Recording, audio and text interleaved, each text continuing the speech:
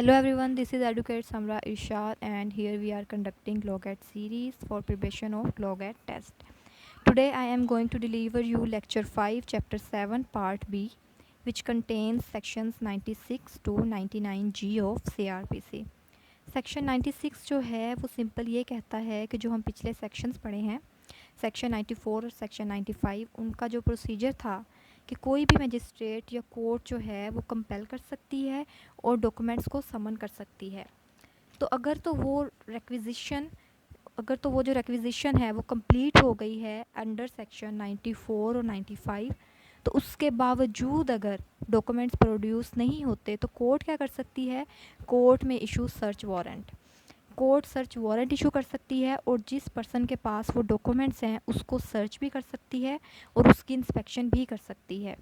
आगे सेक्शन 97 है,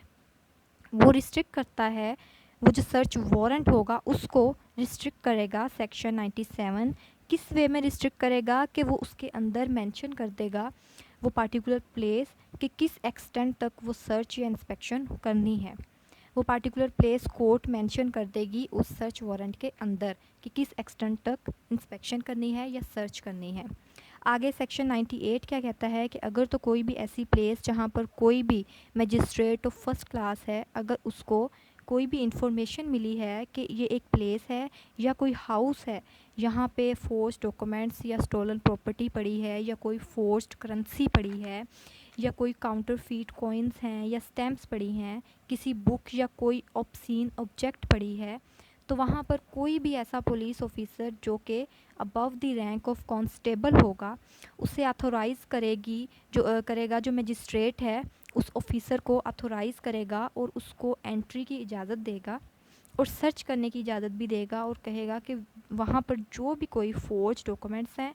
या कोई बैंक स्टैम्प्स हैं या कोई करेंसी हैं उसको अपने पोजेशन में ले ले और फिर मैं वो मजिस्ट्रेट के सामने पेश करते। आगे सेक्शन 99 है कि अगर कोई ऐसी प्लेस जहाँ पर उसकी जुरिस्डिक्शन नहीं बनती उस पुलिस ऑफिसर की, अगर वहाँ पे कोई भी उसकी जुरिस्डिक्शन नहीं बनती तो वहाँ पे अगर कोई चीज़ बरामद होती है, कोई भी फोर्स डॉक्यूमेंट्स जो वहाँ से मिले हैं, तो वो जो डॉक्यूमेंट्स हैं वो इमीडिएटली जिस कोर्ट ने सर्च वारंट इशू किया है वो उसके सामने इशू की जाएंगी या जो नियर वहाँ पे कोई भी करीबी मजिस्ट्रेट है जिसकी जुरिस्डिक्शन बनती है उसको पेश की जाएंगी। आगे सेक्शन 99 ए है, वो है order of forfeiture. Order of forfeiture क्या होता है कि कोई भी एक्शन जो कि गवर्नमेंट की तरफ से होता है, लॉ इन्फोर्समेंट एजेंसी की तरफ से, कि जिसके अंदर कोई प्रॉपर्टी या कोई फोर्स डॉक्यूमेंट जो है जैसे कि कोई किताब या कोई मैगज़ीन कि जिसके अंदर नेशनल इंटरेस्ट के अगेंस्ट कोई भी मामलात या कोई मैटर अंदर मौजूद है, उसकी पब्लिकेशन के अंदर या किसी बुक में कोई भी ऐसा सिडिशियस मटेरियल मौजूद है, तो वो गवर्नमेंट क्या करेगी, वो ऑर्डर ऑफ फॉरफीचर रिलीज़ करेगी। और ये ऑर्डर ऑफ फॉरफीचर क्या होता है, एक्शन होता है लॉ इन्फोर्समेंट एजेंसी की तरफ से। वो क्या करती है, वो उस प्रॉपर्टी को या बुक को या न्यूज़पेपर को जिसके बारे में उन्हें सस्पिशन हो कि जी इसमें नेशनल इंटरेस्ट के अगेंस्ट कोई मटेरियल मौजूद है, वो उसको सीज़ कर लिया जाता है।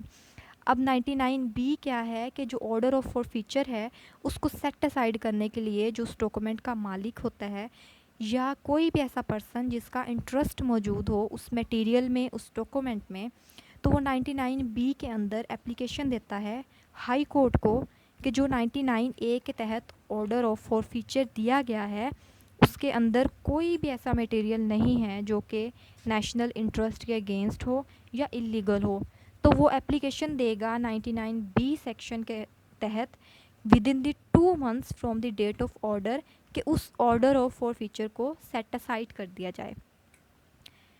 आगे सेक्शन 99C है, वो ओमिटेड है। इसके आगे सेक्शन 99D है जो है कि अगर कोर्ट सेटिस्फाई नहीं होगी ऑर्डर ऑफ फॉरफीचर से जो कि सेक्शन 99A के तहत कोर्ट ने दिया है, तो वो उसको एप्लीकेशन के तहत उसको सेट असाइड कर देगी। आगे सेक्शन 99E है। सेक्शन 99E के अंदर हम जो भी कोई न्यूज़पेपर है उसकी साथ कॉपी देंगे, वो पर्सन उसकी साथ कॉपी देगा जिसका उसके अंदर इंटरेस्ट होगा उस मटेरियल के अंदर, उस न्यूज़पेपर के अंदर या उस बुक के अंदर, वो उसकी कॉपी देगा जिसके अगेंस्ट ऑर्डर ऑफ फॉरफीचर दिया गया है। कॉपी क्यों देगा? एज अ एविडेंस के तौर पे उसकी कॉपी देगा उस मटेरियल के लिए जिसके अगेंस्ट ऑर्डर ऑफ फॉरफीचर दिया गया है। आगे सेक्शन 99F है कि जितनी भी हाई कोर्ट्स हैं, जैसे ये एप्लीकेशन है सेट असाइड करने की, इससे रेलिवेंट जो रूल्स बनाएंगी हाई कोर्ट्स, और जब उन रूल्स को फ्रेम किया जाएगा तो उसके बाद जो प्रैक्टिस ऑफ कोर्ट होगी वो उन एप्लीकेशंस पर लागू होगी। इसके बाद सेक्शन 99G है ज्यूरिस्डिक्शन बार्ड, के जो ऑर्डर ऑफ फॉरफीचर है उसके अगेंस्ट कोई भी ऐसा एक्शन जो है किसी भी कोर्ट में नहीं लिया जा सकता एक्सेप्ट, अब एक्सेप्शन क्या है? ऑर्डर ऑफ हाई कोर्ट, कि सिवाय हाई कोर्ट के ऑर्डर के अलावा ऑर्डर ऑफ फॉरफीचर में कोई भी एक्शन नहीं लिया जाएगा। ये हमारा सेक्शन 99G बता रहा है।